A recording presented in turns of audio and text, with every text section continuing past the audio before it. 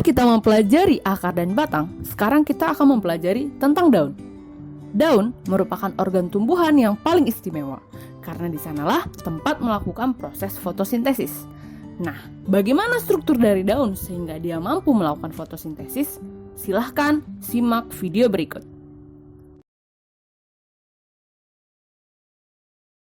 Daun berfungsi sebagai tempat fotosintesis. Struktur morfologi daun seperti ini. Yang ini merupakan tangkai daun, helai daun, tulang daun, dan urat daun. Jika dilihat dari tipe pertulangan daunnya, daun dapat dibagi menjadi 1. Pertulangan daun menyirip. Yang kedua, pertulangan daun menjari, pertulangan daun melengkung, dan pertulangan daun sejajar. Oke, untuk daun sejajar, coba kita gambar dulu. Kok aneh? Oke, hapus. Kita cari Google aja. Nah, ini dia bentuk pertulangan daun sejajar. Umumnya, daun menyirip dan menjari dimiliki oleh tumbuhan dikotil, sedangkan daun melengkung dan sejajar dimiliki oleh tumbuhan monokotil.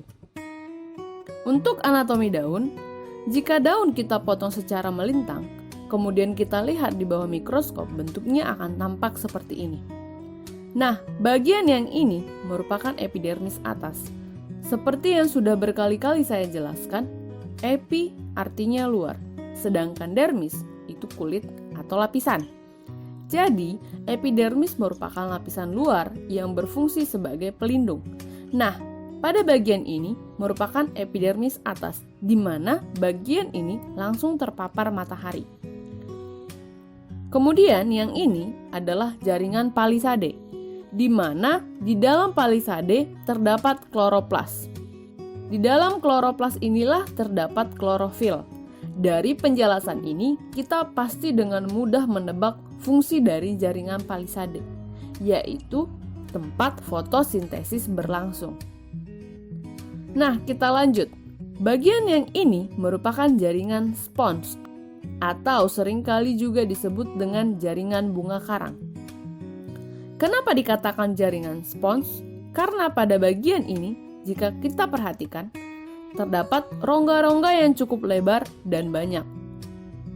Nah, rongga ini berfungsi sebagai jalan masuk dan keluarnya oksigen dan karbon dioksida.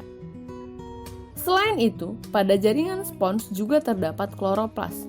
Hanya saja jumlahnya tidak sebanyak yang ada di palisade. Dengan demikian berarti fotosintesis juga dapat terjadi di jaringan spons. Nah, bagian yang ini, yang bentuknya seperti pipa ini, merupakan jaringan pengangkut, yaitu xilem dan floem. Jadi, dari akar, batang, sampai ke daun, jaringan pengangkut itu nggak pernah absen. Selalu ada.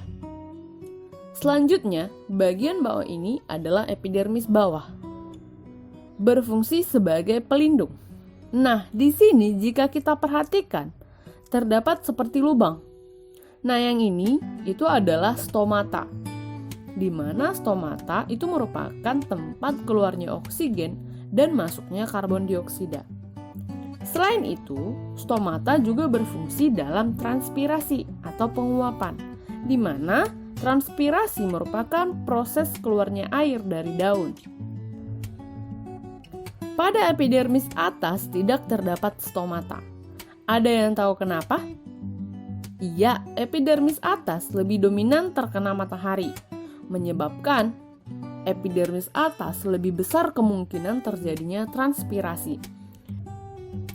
Nah, berhubung tumbuhan sangat membutuhkan air untuk proses fotosintesis, jadi transpirasi harus dikurangi dengan cara stomata hanya terdapat di bagian epidermis bawah saja.